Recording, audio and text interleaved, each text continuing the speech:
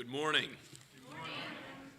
And welcome to you all. I'm Jim Mitchell, the pastor here at Scots Kirk Presbyterian. Welcome to those of you who are visiting with us and our regular members and those who are joining us by live stream as well. A few announcements before we begin worship this morning. We have with us to bring the word my father-in-law, Dr. Bob Cara, who is the Chief Academic Officer at RTS over all the campuses of Reformed Theological Seminary. And at Reformed Theological Seminary in Charlotte, he's the professor of New Testament courses there. And as I mentioned last night, for those of y'all at the conference, he taught me my very first course in seminary in Greek and many other New Testament classes as well. I'm grateful to the Lord for his influence on my life, and encourage you to come also to the final installment of the conference on what is gender, as we're going through not only biblically looking at what the Bible says gender really is, but how do we address a culture which has some very different perspectives. And tonight, Dr. Cara is going to be looking at some practical examples of how do we relate to our non-Christian neighbor in a variety of circumstances that we may well find ourselves in. So I encourage you to come to that. That's this evening beginning at 5:30. So 5:30 to 6:30. You don't have to sign up for this because there's no meal tonight. Just come. It'll be an hour of the final lecture on this topic. And then from 6:30 to 7:30, we're going to have the first of our 2023 fifth Sunday hymn sings along with the time of prayer. So this is something that we've been planning for a while. This is the first one. So after our hour of the conference, we're going to have hymn selections by request and sing them together, praise the Lord, and then pray specifically for a few items related to outreach with the gospel to the ends of the earth, missions, and local outreach opportunities here in Somerville. So please do consider coming tonight. There is no youth group for this special fifth Sunday event, and we'll encourage the youth to come as well from 5:30 to 7:30 this evening. Other announcements that need to be highlighted, do put on your calendars the outreach event that you see listed in your bulletin. The Evangelism and Outreach Ministry team is planning a community outreach event this May, and we need volunteers. Barbara, can you tell me the dates for that community cookout? Yes, the community cookout will be on May 6th. It's a Saturday from 3:30 to 3 to 6, I believe. And then 2 weeks prior, on Saturday, we will be going out, inviting folks in the immediate neighborhood to come to the community outreach. Thank you, Barbara. And do also just add this date to your calendar. This is something that the ARP does every few years. They bring home all the missionaries from around the world to Bunclarkin following Synod. So it's June 8 and 9. And some of you may already be there for Synod, but we're going to have some carpooling opportunities to go together to Bunclarkin, just up I-26, right over the border into North Carolina. You're in this beautiful place in the mountains, and you'll make connections with other ARPs. You'll make connections with the missionaries and their families. That's something we're praying for as a mission team, is that the missionaries would be encouraged by this time together, that we would be encouraged, and not only from congregants to missionaries, but also their families, their wives, their children, all those who will be gathered together for this unique time where there's a lot of expense in bringing home the missionaries all around the world, June 8 and 9. So just consider blocking that time off to go together to World Focus this year so that we might aid those who are on the front lines, going with the gospel to every nation, tribe, and tongue.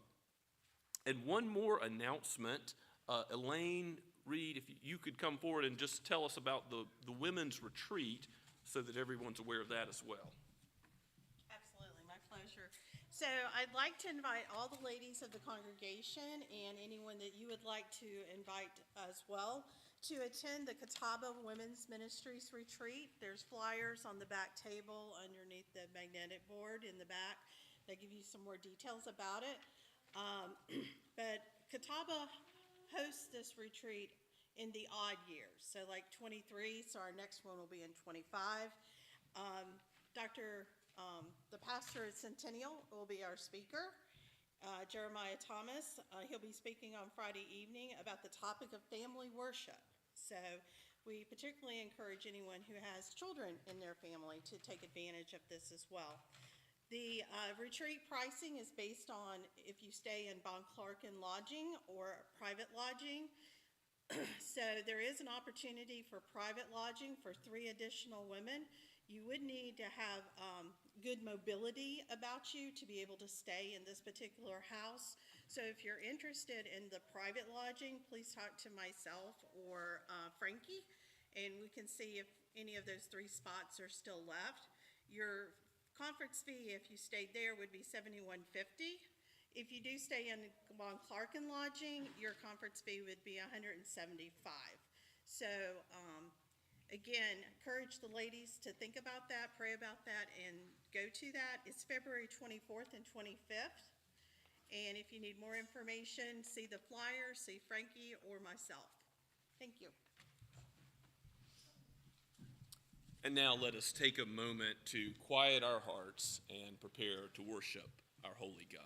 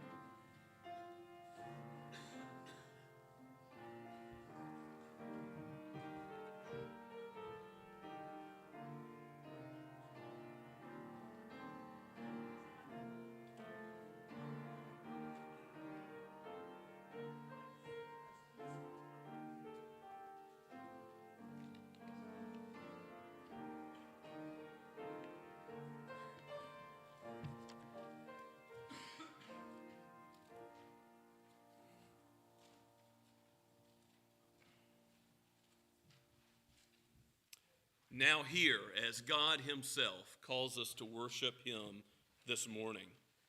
Psalm 100. Make a joyful noise to the Lord, all the earth. Serve the Lord with gladness. Come into his presence with singing. Know that the Lord, he is God. It is he who has made us, and we are his. We are his people, the sheep of his pasture. Enter his gates with thanksgiving and his courts with praise. Give thanks to him. Bless his name, for the Lord is good. His steadfast love endures forever, and his faithfulness to all generations. Let us stand and sing praise to the Lord together now from Trinity hymnal number 660, O God, beyond all praising.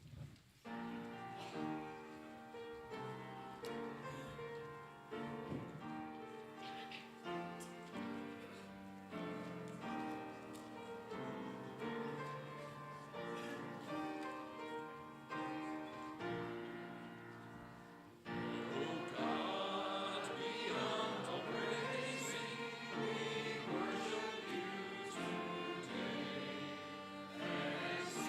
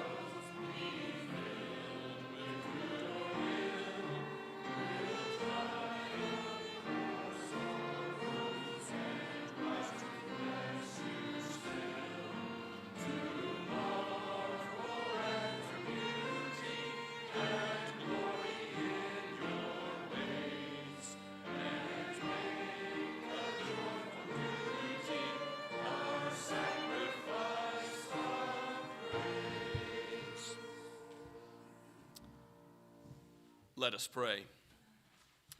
Father, Son, and Holy Spirit, you are a faithful God, and your mercies are new every morning. We rejoice in this day that you have made, and we are glad in it, for we know that you are faithful and you abide with your people. It is not because of anything in us, but because of your gift of faith that we come today in Christ, in his righteousness, in his atoning death, not only to be justified, but also to bring our praises before you. Abide with us by your Holy Spirit now. Inhabit our praise, that your name would be glorified. For we pray as Jesus taught his disciples to pray together by saying, Our Father, who art in heaven, hallowed be thy name. Thy kingdom come, thy will be done, on earth as it is in heaven. Give us this day our daily bread, and forgive us our debts, as we forgive our debtors. And lead us not into temptation, but deliver us from evil. For thine is the kingdom, and the power, and the glory forever. Amen. Please be seated. It is appropriate as we come before a holy God to remember that we are sinners, and we come confessing our sin after the reading of the law this morning. As we look together in Sunday school in the book of Romans, the law points us to Christ. Its goal is to show us that we're not able to keep it perfectly, and so drive us to the Savior. So Exodus chapter 20 is the giving of the Ten Commandments, one of two places, Exodus 20 and Deuteronomy 5, where it's found in the Scripture. And I'm going to read verses 1 through 19. Of course, these commandments are good, and when we follow them, it goes well for us. It goes well for a society that follows the commandments. But ultimately, we cannot keep any of them. We must know our sin and thus run to Christ as our Savior for all the ways we've fallen short in thought, word, and deed. And so afterwards, we'll take a moment to silently confess our own sin. Hear God's word. And God spoke all these words, saying, I am the Lord your God, who brought you out of the land of Egypt, out of the house of slavery. You shall have no other gods before me. You shall not make for yourself a carved image or any likeness of anything that is in heaven above, or that is in the earth beneath, or that is in the water under the earth. You shall not bow down to them or serve them, for I am the Lord your God. I, the Lord your God, am a jealous God, visiting the iniquity of the fathers on the children to the third and to the fourth generation of those who hate me, but showing steadfast love to thousands of those who love me and keep my commandments. You shall not take the name of the Lord your God in vain, for the Lord will not hold him guiltless who takes his name in vain. Remember the Sabbath day, to keep it holy. 6 days you shall labor and do all your work, but the seventh day is a Sabbath to the Lord your God. On it you shall not do any work, you or your son or your daughter, your male servant or your female servant, or your livestock, or the sojourner who is within your gates. For in 6 days the Lord made heaven and earth, the sea, and all that is in them, and rested the seventh day. Therefore the Lord blessed the Sabbath and made it holy. Honor your father and your mother, that your days may be long in the land that the Lord your God is giving you. You shall not murder. You shall not commit adultery. You shall not steal. You shall not bear false witness against your neighbor.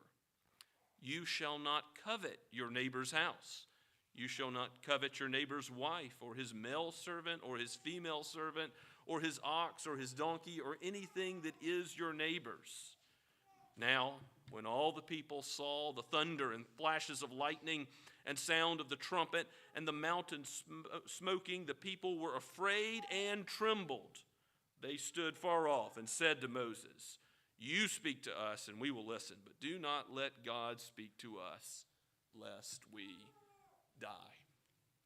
Of course, the wages of our sin is death, but the gift of God in Christ Jesus is eternal life. Let's pray now with the knowledge that Christ redeems us from all of our sin. Let's pray together silently.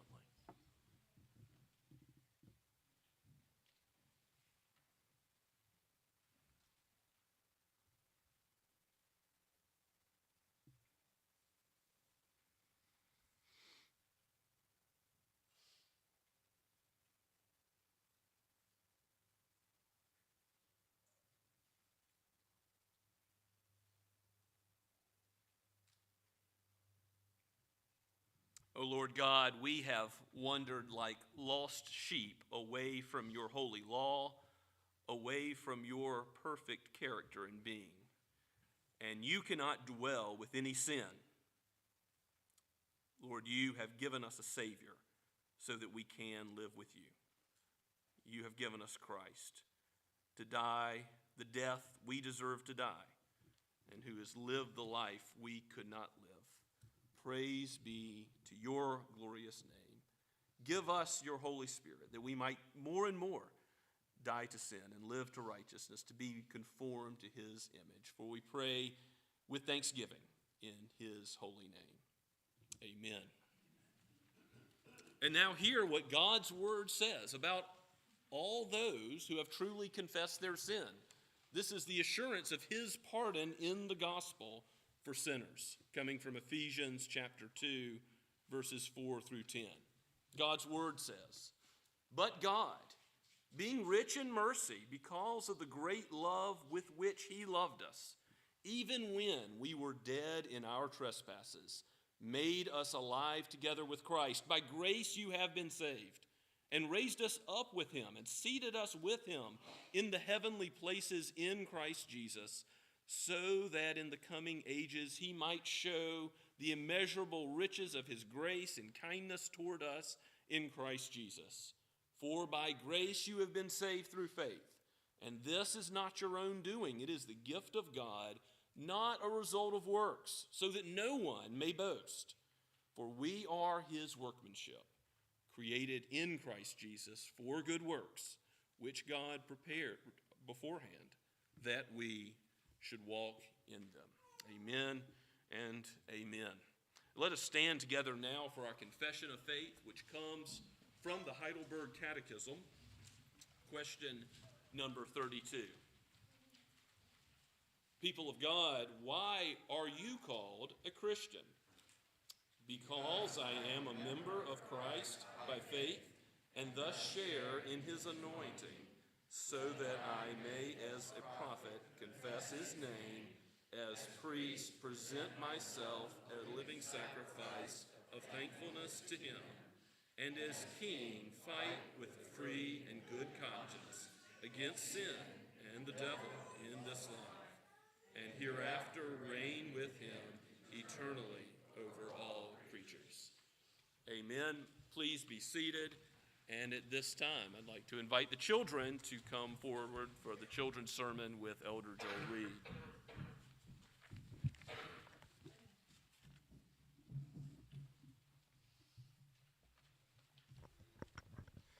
Good morning. Are you doing okay? Okay. All right. You sounded just a little quiet. You guys are usually more loud than that. Have you ever been told that you're too small to do anything? Or that you're not old enough to do something? Have you? Maybe. I know. When I was younger, it was like everything that I wanted to do, it was like, when you're older, right? But you know what? God uses us all. God doesn't say when you get older. He says, I've got a job for you and you can do it. And I want you to listen closely to the scripture today, because it's going to be talking about Paul, who wrote so many letters to so many churches to encourage them. But he calls himself the least, the last one that Jesus came to to tell him that I've got a job for you. He was what is called an apostle because he heard and talked with Jesus, even though it was after Jesus had been crucified. He talked to Paul. And Paul was the one that persecuted the church, but yet God used him mightily in his work. So I want you to never, ever think that you're too small to do something, because if God's got a job for you, he's going to make sure he gives you all the tools you need to do what you need to do. Let's pray. Dear Heavenly Father, we do thank you that you equip us, that you give us all that we need to do to follow the path you have put us on. We pray that you would remind us that we are never too small or too weak, because it is only through you that we can do the good works that you call us to do. In Jesus' name we pray. Amen.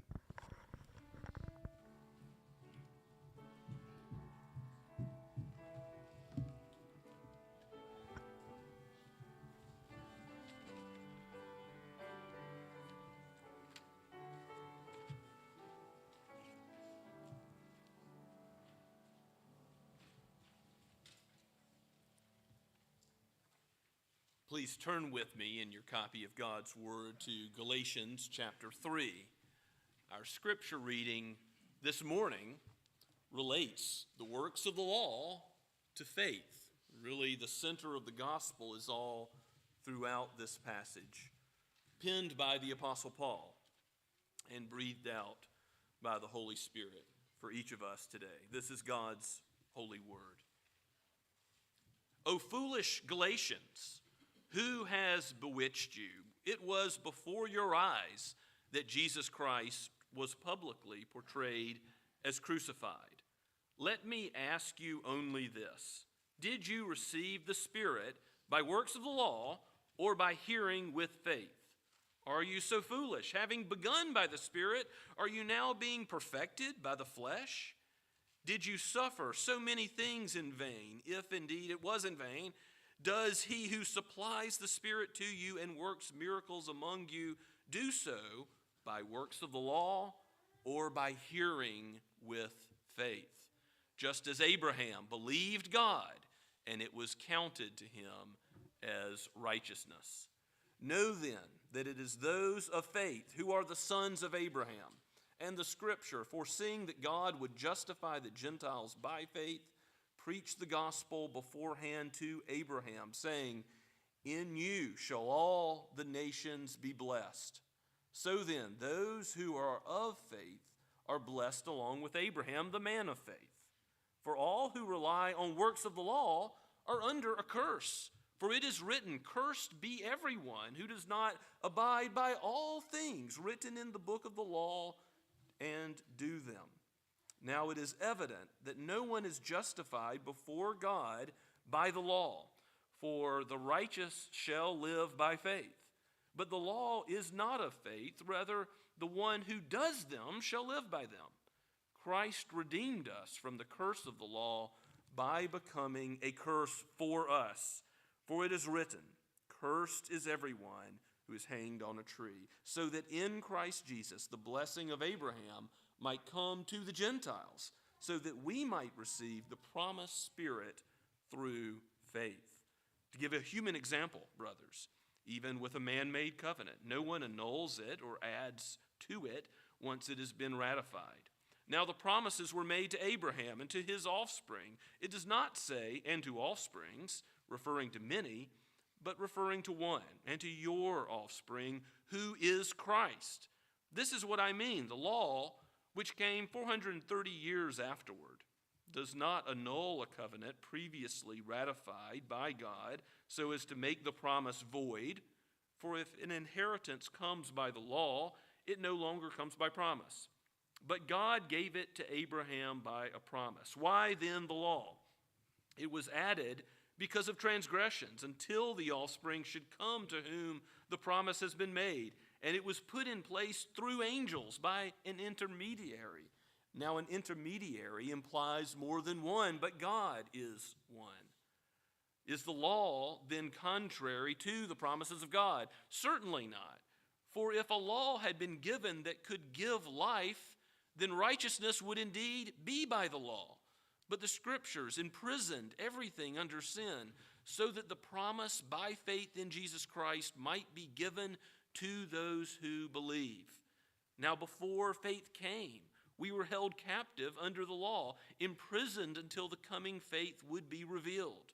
So then the law was our guardian until Christ came, in order that we might be justified by faith.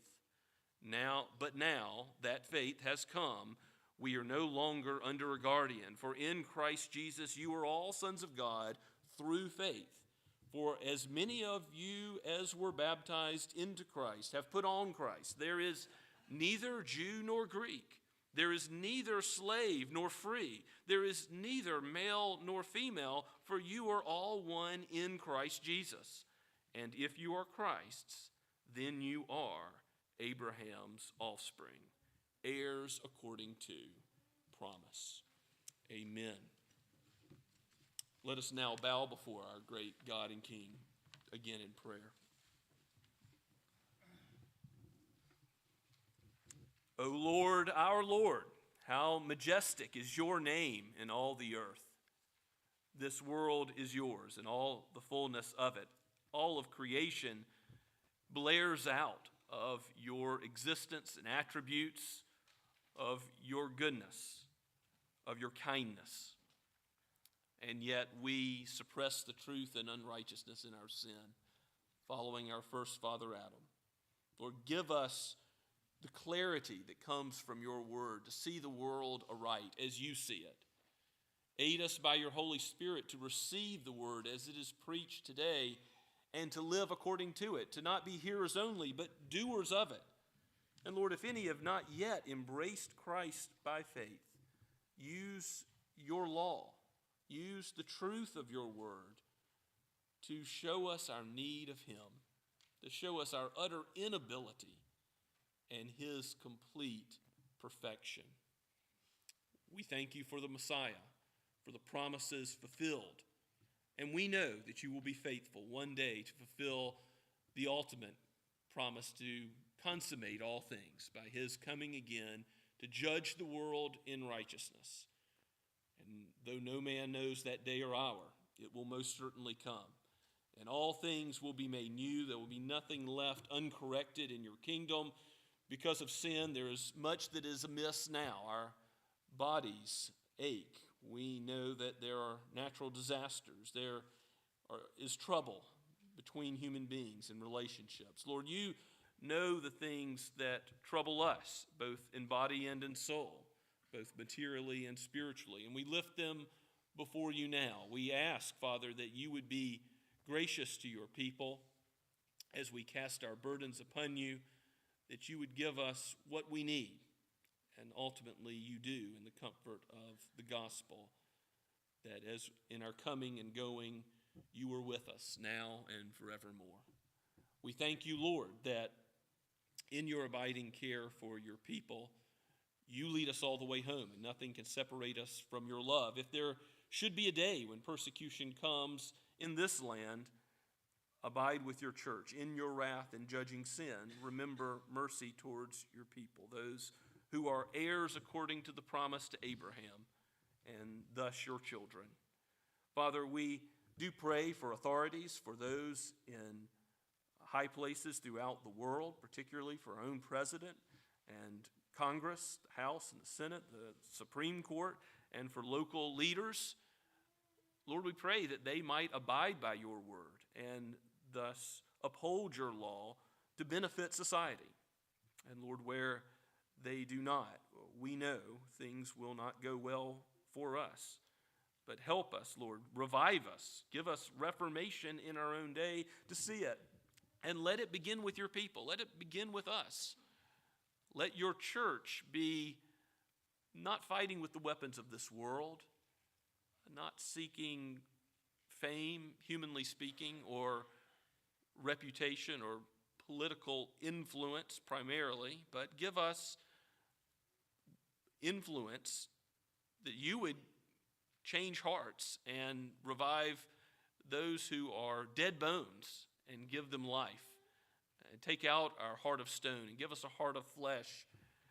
Give us a new reformation in our time, which results in many being saved and many being sanctified to the praise of your glorious grace. Lord, even here in Somerville, use this evangelism and outreach event we have planned, this cookout, to bring in those who do not yet know Christ, and for us to show his love, and ultimately for your word to take effect and revive the dead. We know that only you can do this, to take those dead in sin and make them alive in Christ Jesus. We thank you, Father, that you are working all over the world. We think of how you are at work in the lives of many Ukrainian refugees who have been torn by war to Spain, and to whom the Whitties are ministering in Toledo. Lord, we pray for all those in the church, regardless of their homeland, but particularly for these displaced refugees, as we know that you care for the sojourner and all those who are in need. We pray for their material provision, most of all for the provision of their souls. We thank you, Father, that you have brought together many youth in this church, and we pray for the meeting together of the youth at the conference tonight and the youth group in the days ahead, and pray that you would strengthen and uphold them, not only in their relationships humanly to one another, but as they grow to know you more and more. Lord, work through the conferences in Bon Clark and the camps and the retreats to the praise of your glorious grace.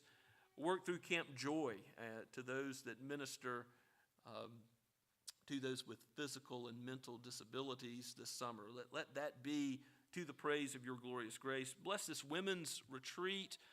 Father, bring together many missionaries and their families with others for their encouragement and our encouragement at World Focus. We pray for the denomination, for the ARP Synod, as we meet together as a body. Let everything we do be done in faithfulness to your word. Do not let us depart from it to any extent, O Lord. We pray this for your name's sake, that you would bless the Associate Reformed Presbyterian Church. As we lift up these things, we know that we will not be changed. We will leave as we have entered if your Spirit does not act. So come, Holy Spirit, and use your word today in us. Change us. Make us more like Christ, our Redeemer. We pray all this in his holy name. Amen. As we continue to worship the Lord together, let us stand and sing once again from the Trinity hymnal, number 521, My Hope is Built on Nothing Less.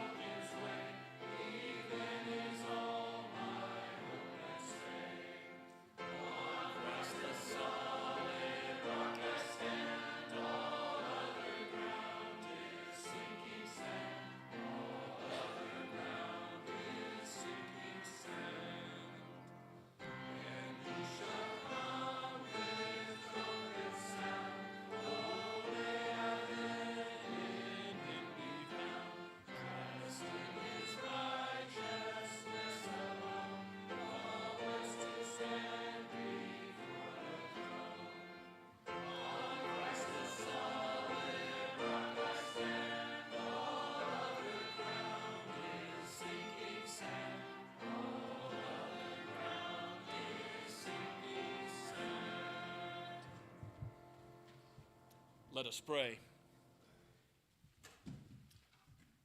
O Lord Jesus, you are the one mediator between God and man, and we come before your throne today in your righteousness, not in anything we have done, and with thanksgiving on our lips, because you have fulfilled the covenant for us. You have brought about the application of the promise to our hearts.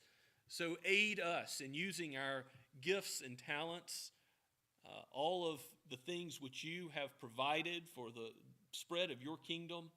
Use us in these tithes and offerings so that your kingdom would go forward in Somerville and to the ends of the earth. Help us as we speak to our non-Christian neighbors, as we seek to show hospitality to others, as we seek to do deeds of love and mercy out of thanksgiving for this salvation. And use your word mightily as we speak it, as your ambassadors. For we pray in the name of the King of the kingdom, the Lord Jesus himself. Amen.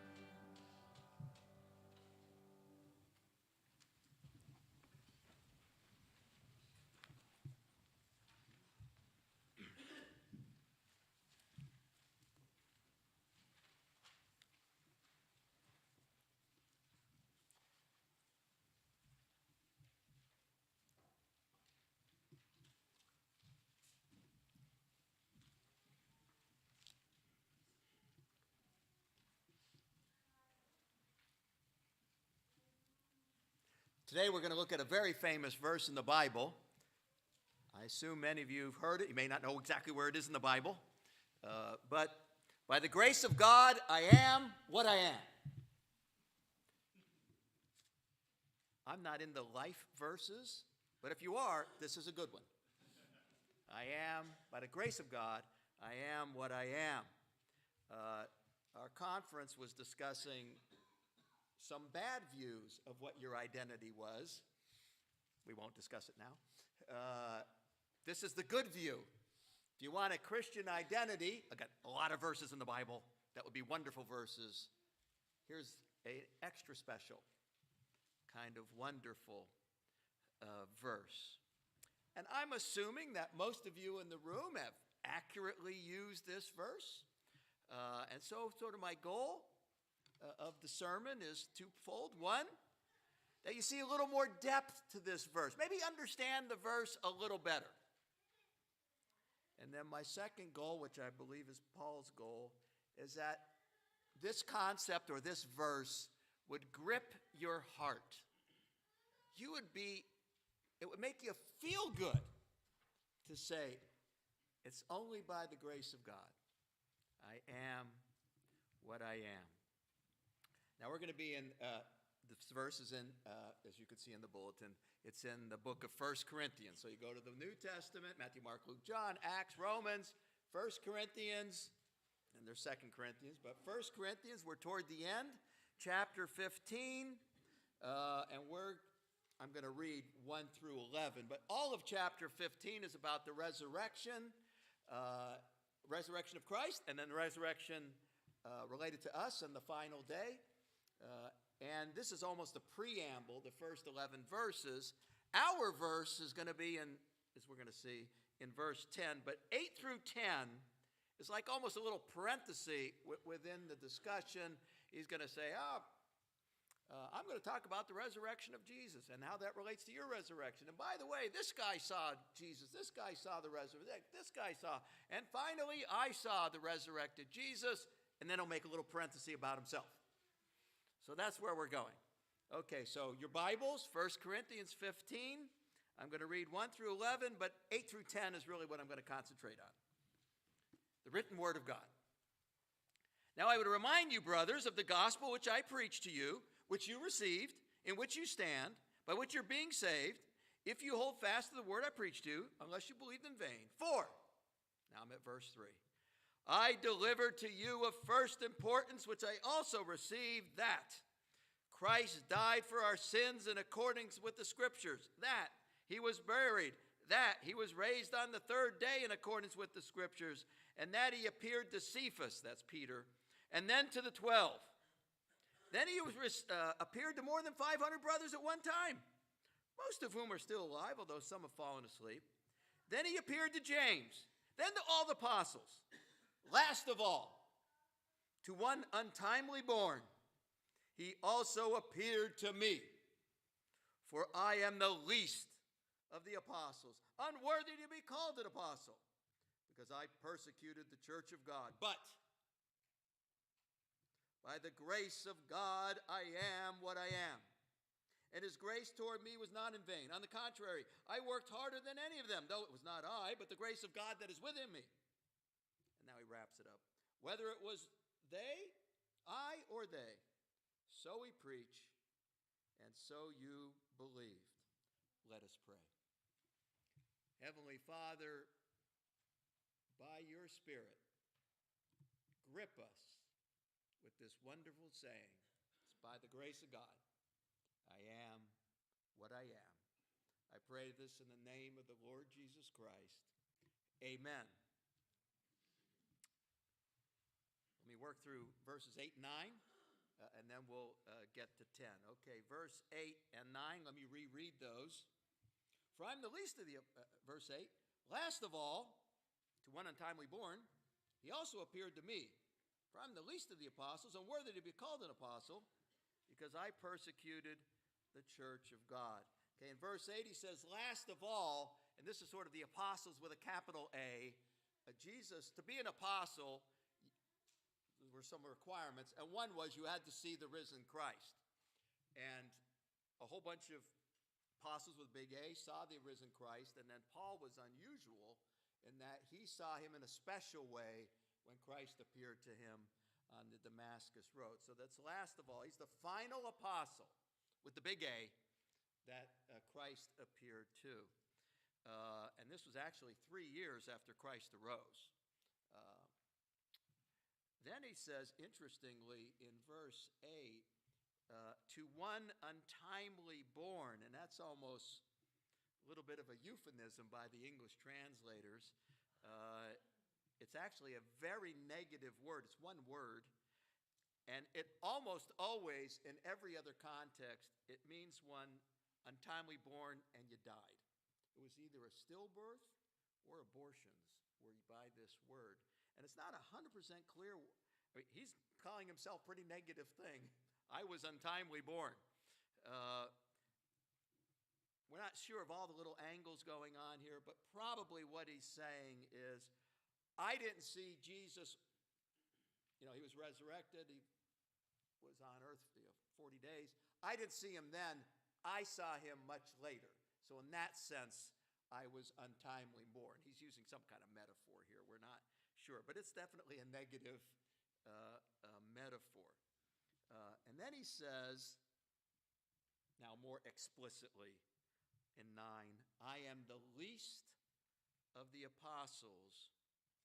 I'm not even worthy to be called an apostle, although he is, because I persecuted the church. Now, he's not saying I'm the least of the apostles because I happen to be the final one that saw Jesus, although that's true, but that's not why he's saying it. It's due to this, I persecuted the church. And he actually brings this up. Initially in Sunday school, I noticed several people referred to it in various verses. He refers to it a whole bunch of times.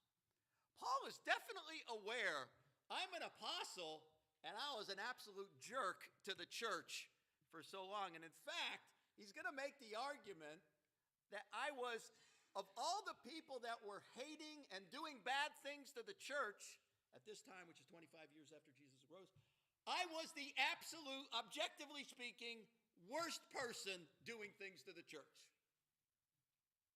And then I was converted.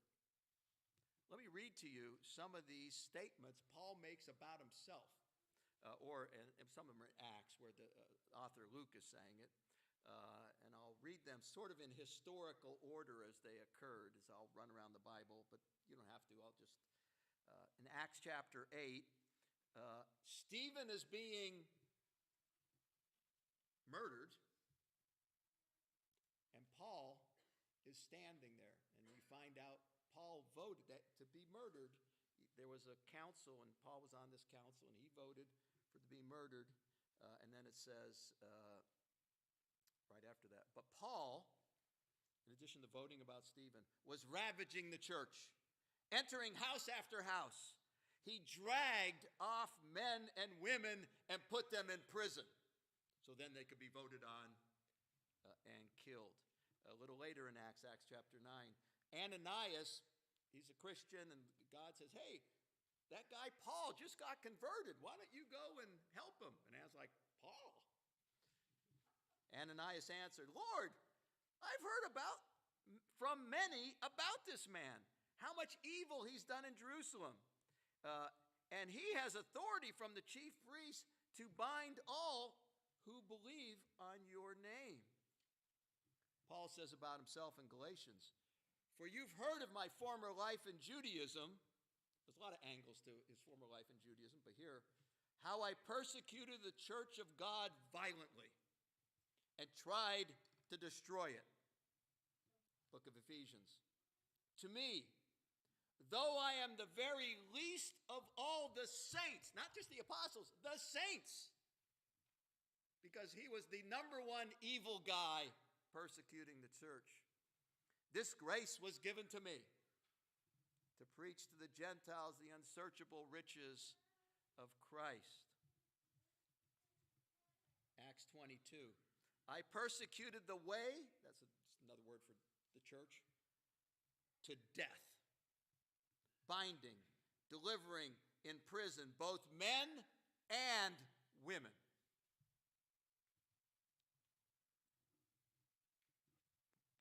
Later in Acts, Paul says about himself, I myself was, as he's given the gospel, I myself was convinced that I ought to do many things in opposing the name of Jesus of Nazareth. And so I did in Jerusalem. I not only locked up many of the saints in prison after receiving authority from the chief priests, but then when they were put to death, I cast my vote against them. I punished them often in all the synagogues and tried to make them blaspheme.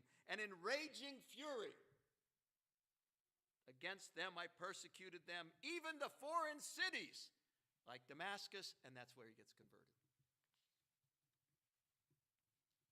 Finally, one last one. One of the later epistles Paul writes, 1 Timothy. I thank him who's given me strength, Christ Jesus our Lord. He judged me faithful, appointing us to his service, though formerly I was a blasphemer, a persecutor, an insolent opponent, but I received mercy. This saying is trustworthy and deserving of full acceptance. Christ Jesus came into the world to save sinners, of whom I am the foremost. Okay, he wasn't just like, oh, we all sin. No, he was objectively, at that point, the number one sinner against the church. Okay, with that background of what he thinks about himself, verse 10. Now go back to 1 Corinthians chapter 15, verse 10. But by the grace of God, I am what I am. Now that statement, by the grace of God, I am what I am, includes kind of two parts to it. By the grace of God, I was changed to be a Christian, my initial conversion through Christ. But in addition, by the grace of God, I do any good Christian work I do is by grace. I was converted by grace. Anything I do is grace. Okay, so both of those are in there. And of course, grace, not every single time in the Bible, but the vast majority of times in the Bible means a gift given to you that you did not deserve. Not simply you're neutral and you got a gift. You're a bad person and you got a gift. Okay, that's what grace means. Now, the two parts. The first part about his conversion. Concerning his coming to Christ, he wasn't neutral. He was a God. In one sense, we're all God haters before we come to Christ. He was the supreme example at that point of a God hater. And God changed him. Similar to us, he had original sin, actual sin. God changed him. God changed us, if you're a believer. As Jim prayed, Christ had to live a perfect life. He died a perfect death for us. We receive faith. And once having faith, our sins are forgiven. And in addition, we're changed. We live for Christ in this world. And we're promised the perfect change, the final change, the complete change in the new heavens and new earth. So he was changed. He was forgiven. He was living for Christ. Okay, but in addition to his initial coming to Christ, every good work he did was by grace. Notice what he says. We go on in verse 10. Grace, I am what I am. His grace toward me was not in vain. On the contrary, I worked harder than any of them. I'll get back to that. Though it was not I, see, I worked harder. Not I, but the grace of God that is within me. He's not just talking about natural abilities, but this would be any Christian grace that you did. Any work hard for the Lord to the glory of God, he did that in you. A whole bunch of other things, I'll give some examples in a minute. But again, notice it's not I, but the grace of God that was in me. But then also notice in that verse, he says, I worked harder than them all. Okay, there's a sense of he feels the responsibility. He did work hard, but ultimately it was God working in him. I worked harder. And probably in the sense of, as opposed to the other apostles, he was running around the Greco-Roman world more than they were, was probably what he's referring to. Not that, well. Now, here we meet the double truth that's in a whole bunch of places in the Bible, that Christians are responsible to do things for Christ. Okay, you're already a Christian. You're responsible to do things for Christ. But then God says, and if you do a good thing for Christ, you didn't do it. I did it through you. Okay, it's that double thing. And this is all over the Bible. You're responsible to do things for Christ, and when you do them, it wasn't you that did it. It was Christ working through you. And you're like, well, how can that be true? Okay, now first I'm going to show why it can be true, but I'll show an example of when it's not really true. Okay, it can only be true because we're working with God, a creator, and we created beings. He can make it work. As opposed to, assume we take a musician and say they're at Carnegie Hall and they just did a wonderful thing and they played the piano or something, and they're interviewed and they say, Mr. or Miss Wonderful Piano Player, tell us something about how'd you do that? And they go, oh, it wasn't me that did it. It was my teacher working through me. Okay, that was a nice thing to say, but that's not true. She did it. Okay, you can't have two created beings and one did it or one didn't do it. But with God, that's not true. God made us. Due to sin, we can't do good things on our own, but God made us that to feel responsible to do the right thing for Christ. And when we do it, it is ultimately Him working through us. And interesting, we were on Romans 9, the potter and the clay, and then the answer is, don't talk to the Creator that way. This is the way it is. I made you. So any good thing we do, even though we feel responsible to do it, we say, it's by grace. I am what I am. And by grace, I did that good work. And to show that, if you would, your red hymnal, and we'll go to the back where it has the Westminster Confession. So go to the back where it's going to be 857, little page at the bottom, number at the bottom, 857. And we're going to see how the Westminster writers made the point I just pointed out, which large chunks of Christian tradition all point this out. So it's nothing new, but we're going to see how they said it. So I'm at 857, and it says chapter, and then Roman numeral 16 of good works, and then go to Roman numeral 3, if you're with me here. And we're going to see two sides. God did it all, but then we're responsible. Okay, so I'm at 3. Their ability, meaning Christians' ability, to do good works is not at all of themselves. Nope, not you. But wholly from the Spirit of Christ, the Holy Spirit changed you. And that they may be enabled thereunto, beside the graces they've already received, there is required an actual influence by the same Holy Spirit to work in them to will and to do His good pleasure.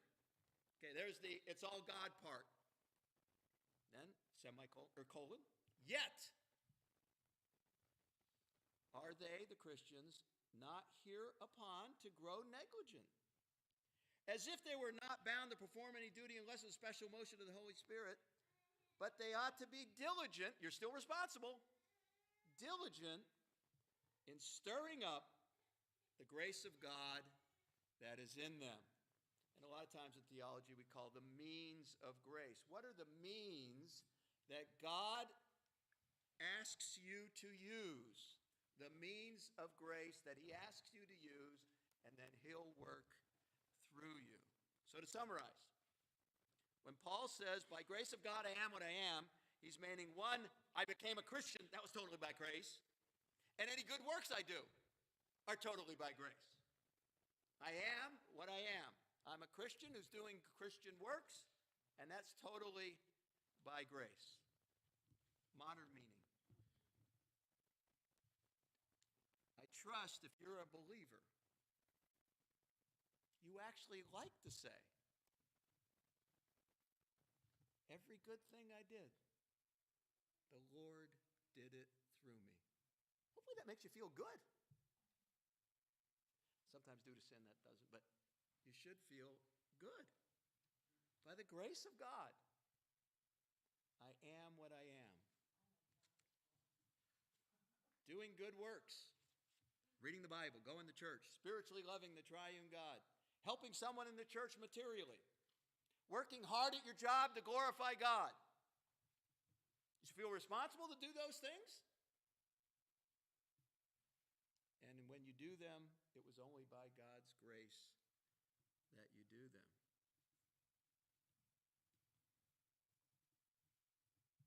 Assume you're at your job and the boss is going to give you, comes in your annual review, you're going to get a raise. And assume you worked hard, and assume you worked hard for the glory of God, ultimately, at that job. And you get the raise, say it's a nice raise. At least in your head, say, it's only by the grace of God that I'm a good employee. And occasionally be nice to even say that out loud, depending on the situation. Or your spouse. Say your spouse gives you a compliment for loving them. You may say, it's only by the grace of God. And you're so nice. You get a little trickier there, but.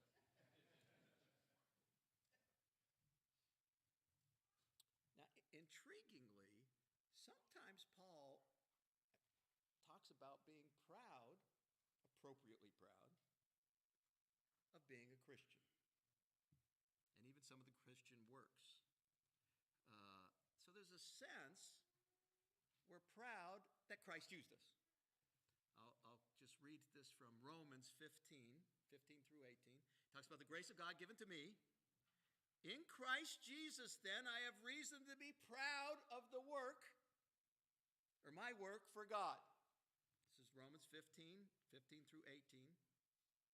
Okay, I have reason to be proud of the work I did for God. And then he says, for I will not venture to speak of anything except what Christ has accomplished through me. It's another way of saying, I am what I am by grace. For I will not venture to speak of anything except what Christ has accomplished through me. The grace of the Bible is overwhelming in so many ways. And here's a wonderful way. Why don't we again take our hymn book and let's look at what a few hymn writers said. First, let's go to 469. And as I understand it, you sang this a couple weeks ago. I've been informed. 469. This is, depending on where you grew up, it's not as, it has a kind of Irish, it even says, okay, like an Irish tune to it. It was written by Isaac Watts, and it's a takeoff of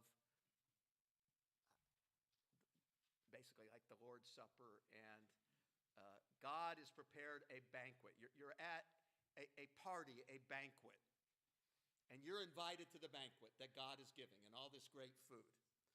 So how sweet and awesome is the place, is the banquet where God is and all God's people.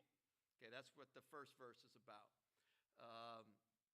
And then verse 2, and he's going to sort of trick you at the end of verse 2. So I'm going to start at verse 2.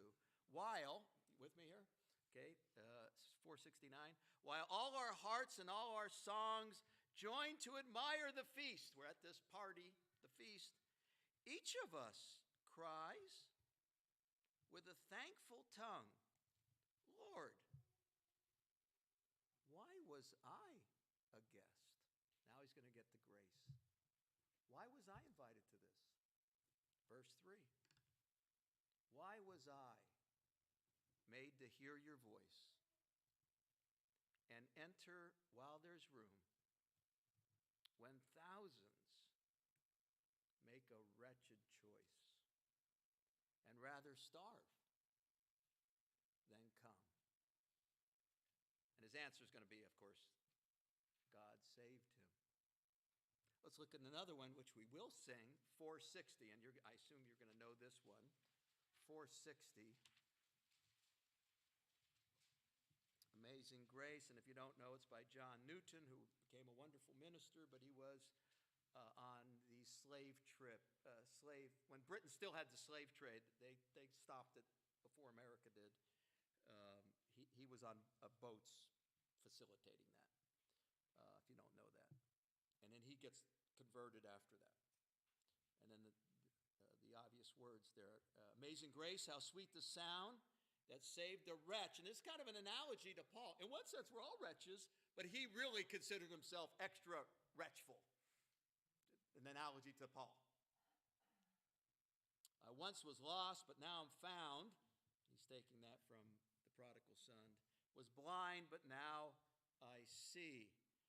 And now verse 2. 'Twas grace that taught my heart to fear, grace my fears relieved. And how precious did that grace appear the hour I first believed. Okay, grace when I first believed. But then verse 3. Through many dangers, toils and snares, I've already come. 'Tis grace that brought me safe thus far, and grace will lead me home. There's the grace for the rest of my life. Grace, verse 2, when I first believed. Verse 3, all through my life, changing me. And it'll get me to the new heavens and new earth.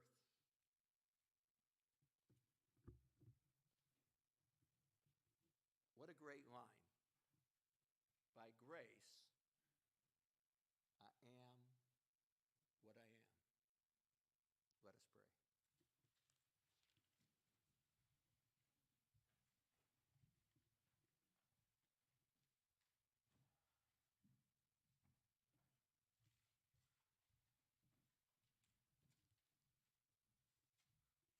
Oh God, you are grand.